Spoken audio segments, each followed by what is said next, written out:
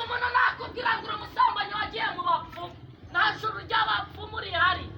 ko Yesu yera nuko n'ijuru ryera ni amahoro y'umunyabyaha umucyo n'umwijima n'ububangikane yego negamiye ku mugabo witwa Yesu kuko Yesu ankunda ndakaramata nongo umugupfa kwane napfanye na Kristo nzukana nawe ni amahoro y'umunyabyaha n'amahoro y'umusambanyi n'amahoro y'umujura ibya kera byarashize iby'indamu byahindutse igihombo mwakwiha amahoro ego komanda nudasenga urasengera mukobwa aba basore b'ibigoryi bagukorakora umwuka wera aracyahari ntabwo umwuka wera yamvaho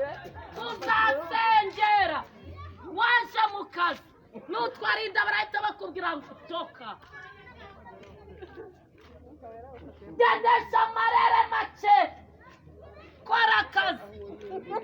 kugira ngo bariya bagakora bishimye reka satani ari kwisasira abantu benshi umwuka wera aracyahari umwuka wera aracyari kumwe nawe hano hagiye guca uwambaye musenga Imana ubudacogora mushaka Imana muve mu bitagira umumaro mukiranuke mushaka ubwami no gukiranuka ibindi ni inyongera n'abanye umuntu ufite amafaranga n'abanye umuntu ufite ubutunzi arapfa agasiga muri iyi si ukagenda ko wakavutse bakagushyiraho igitaka nta muntu nabonye ujyanira nta muntu nabonye ujyana ubutunzi mu bwami bw'ijuru ko Yesu yaranuka n'ijuru rye ikibashaka ni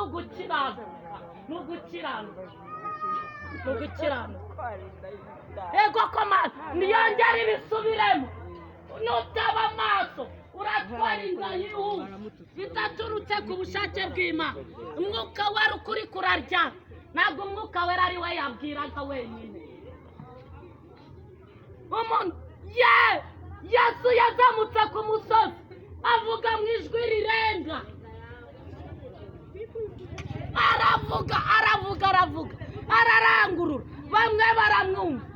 mwo gushyigikira rero ngo mworote muvuge ko maramina nta mini ihari ibibasengesho bigiye kuza hano hagiye guca uwambaye mushaka Imana ubudacogora muve mu ishayo ry'ibyaha